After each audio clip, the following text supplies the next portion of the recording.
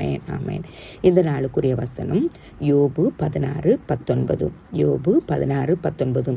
இப்போதும் இதோ என் சாட்சி பரலோகத்தில் இருக்கிறது, எனக்கு சாட்சி பகருகிறவர் உன்னதங்களில் இருக்கிறார். எனக்கு சாட்சி பகருகிறவர் உன்னதங்களில் இருக்கிறார். மனிதர்கள் பல நேரங்களில் தவறாக புரிந்து கொண்டாலும், பல விதத்தில் நம்ம நெருக்கத்தில் இருக்கும்போது நம்ம குழம்பி போய் வேதனையோடு இருந்து, இவங்க எனக்காக பரிந்து பேசுவாங்க, இவங்க என்னை குறித்து நல்லதை சொல்லுவாங்க, இவங்க எனக்காக இந்த காரியத்தில் வழக்காடுகிறது நிமித்தமாக எனக்கு விடுதலை கிடைக்கும்னு சொல்லிட்டு பல நேரங்களில் நம்மளும் குழம்பி இருப்பான். இந்த பகுதி நமக்கு கற்றுத்தருகிறது. யோபுவின் வாழ்க்கையில் இது மிகுந்த ஆழமான ஒரு விசுவாச அறிக்கையாக இருக்கிறத நம்ம பார்க்குறோம். அவருடைய நண்பர்கள் அவரை பல விதத்தில் குத்தி காண்பித்து கொண்டே இருக்கிறாங்க, அவரை பாவி என்று குற்றம் சாட்டி கொண்டிருக்கிறாங்க.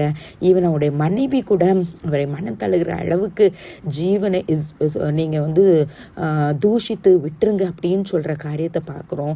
யாரும் அவருக்கு நீதி பேசுகிற மாதிரி இல்லை. நீதி பேசுகிறது போல் அவரை பட்டையை கருக்கினால குத்தி கொண்டே இருக்கிற அந்த ஒரு சூழ்நிலையில் ஆண்டவர் பார்த்து யோபு சொல்கிறாரு, பரலோகத்தை நோக்கி பார்த்து சொல்கிறாரு, இதோ என் சாட்சி பரலோகத்தில் இருக்கிறது, எனக்கு சாட்சி பகருகிறவர் உன்னதங்களில் இருக்கிறார்.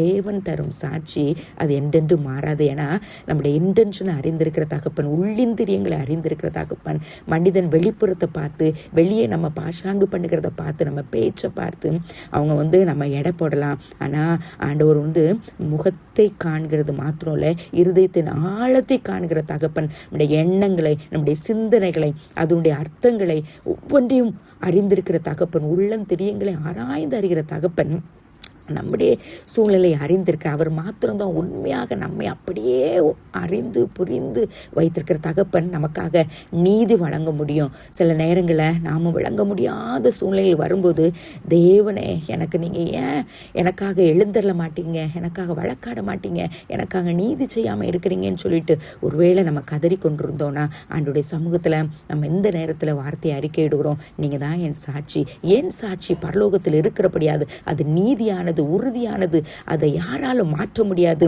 ஆனால் அவர் நமக்காக பரிந்து பேசி கொண்டிருக்க, அவர் பரலோகத்தில் இருக்கிறது மாத்திரம் இல்ல, உன்னதங்களில் இருக்கிற வாசம் பண்ணுகிற தகப்பன், நமக்காக பரிந்து பேசி கொண்டிருக்கிற தகப்பன். ஸோ நீதிக்காக, நீதி நியாயம் செய்யாதபடிக்கு அவர் நம்மை அப்படியே விட்டு விடுகிற தகப்பன் அல்ல. எனக்காக பேச யாரும் இல்லை என்று சொல்லி நம்ம ஒருவேளை கலங்கினா, ஆண்டவர் பேசி கொண்டிருக்கிறார். நம்முடைய கண்ணீர் ஒரு நாளும் வீணாகாது. எப்படி யோபு இந்த இடத்துல தவிக்கிறாரு, அவ்வளவு புழு போல துடித்து கொண்டு ஆறுதல் பேச வந்த நண்பரிடத்தில் என்னென்னமோ சொல்லி பார்க்குறாரு. ஆனால் ஒன்றும் அவருக்கு சாதகமாக அமையலை.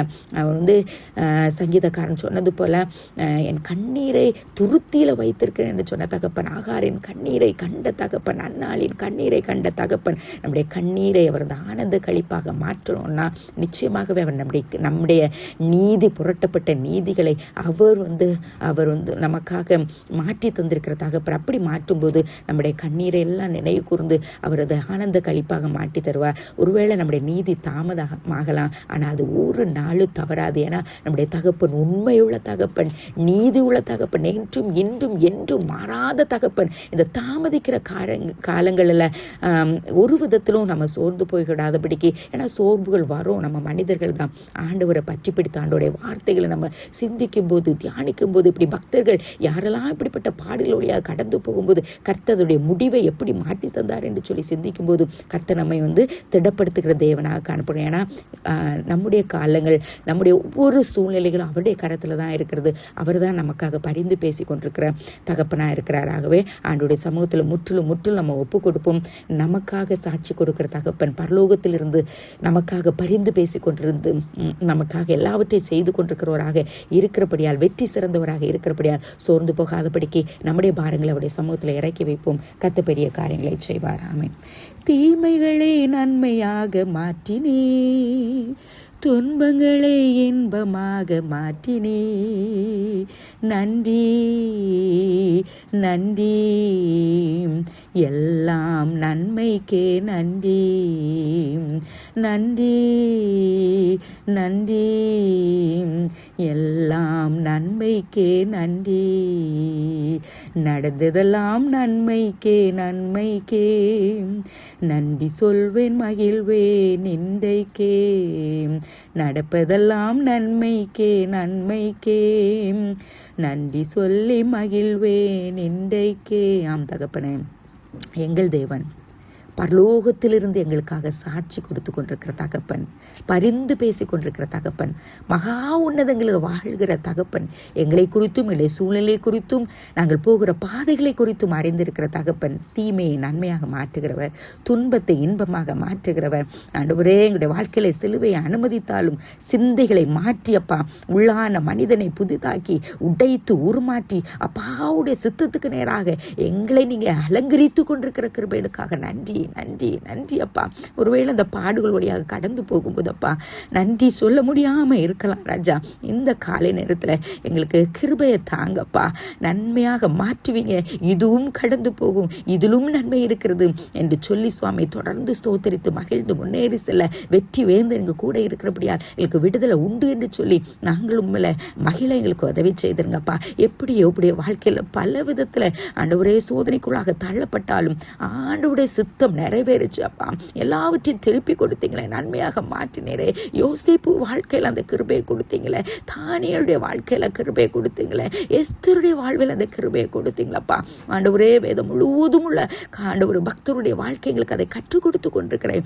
ஆகவே நாங்கள் சோர்ந்து போகாதபடிக்கு மகா உன்னதங்களில் வாசம் பண்ணுகிற தகப்பனுடைய பாதத்தில் இந்த நாளில் உங்கள் வீட்டில் வந்து நாங்கள் கெஞ்சி எங்களை இருதயத்தை ஊற்றி தேவன் வைத்திருக்கிற நன்மைகளை பெற்றுக்கொள்ள தீமையை நன்மையாக மாற்றுகிற தகப்பன், எங்களுக்காக சாட்சியிடுகிற தகப்பன், பரலோகத்திற்கிற எல்லாவற்றையும் பார்த்து கொள்வார் என்று சொல்லி ஆலயத்தில் எங்களை அப்பா ஊற்றி எங்களுக்கு உதவி செய்யுங்கப்பா. ஆண்டவரே, மனுஷன் சொல்லுகிற வார்த்தைகளால் நாங்கள் சோர்ந்து போய் விடாதபடிக்கு கர்த்தர் பெரியவர், நீதியில கொண்டு நிலைய நிறுத்துவார், நியாயத்தை செய்வார். அவர் நீதி நியாயத்தை புரட்டுகிற தேவன் அல்ல, வழக்காடி எங்களுக்காக நன்மையான காரியங்களை செய்து தருவார் என்று சொல்லி நம்பிக்கையோட கர்த்தர் கிருபை செய்யுங்க. தேசங்கள் அமைதியை தாங்கப்பா. ஆண்டவரே, குடும்பமாக ஆலயத்தில் சென்று உமக்கு நன்றி செலுத்த எங்களுக்கு உதவி செய்யுங்க. தாழ்த்தி அப்பாவுடைய கரத்தில் ஒப்பு கொடுக்கணும், ஜெயமுள்ள நாளாக மாற்றித்தாங்க. எல்லா துதி கன மகிமை உமக்கே செலுத்துகிறோம். ஜெபத்தில் கலந்திருக்கிற அத்தனை பிள்ளைகளுக்காக ஸ்தோத்திரம் ஸ்தோத்திரம் அப்பா. வார்த்தை கொடுத்து திடப்படுத்திக்கிறேன்னு சொல்லி விசுவாசித்து வருகிற எல்லா கனத்தையும் மகிமையும் உங்களுக்கே செலுத்துக்கிறோம். எல்லா வியாதி பலவீனங்கள் ஆண்டவரே இதனால் கஷ்டப்பட்டு கொண்டிருக்கிறோங்கப்பா. இருதயத்தில் நொறுங்குண்டவர்களை கர்த்தர் திடப்படுத்தியப்பா, உங்களுடைய வல்லமையினால் நிரப்பியப்பா. சாட்சியை நிறுத்த போகிற கிருபைகளுக்காக நன்றி நன்றி அப்பா. பரலோகத்தில் இருக்கிறவர் எனக்காக சாட்சி கொடுக்குறாங்கிற நல்ல நம்பிக்கையில் தொடர்ந்து முன்னேறி செல்ல ஒவ்வொருவருக்கு அருள் பாராட்ட போகிற தயவுக்காக நன்றி ஒப்பு கொடுக்குறோம். குற்றங்கள் குரல் எல்லாவற்றையும் மன்னிங்க. சகல துதி கன மகிமை அப்பாவுக்கே செலுத்துக்கிறோம். ஏசு கிறிஸ்துவை கேட்குற நல்ல பிதாவே, ஆமேன் ஆமேன். என் ஆத்துமாவே கர்த்தரை ஸ்தோத்திரி, என் முழு உலமையுடைய பரிசுநாமத்தை ஸ்தோத்திரி.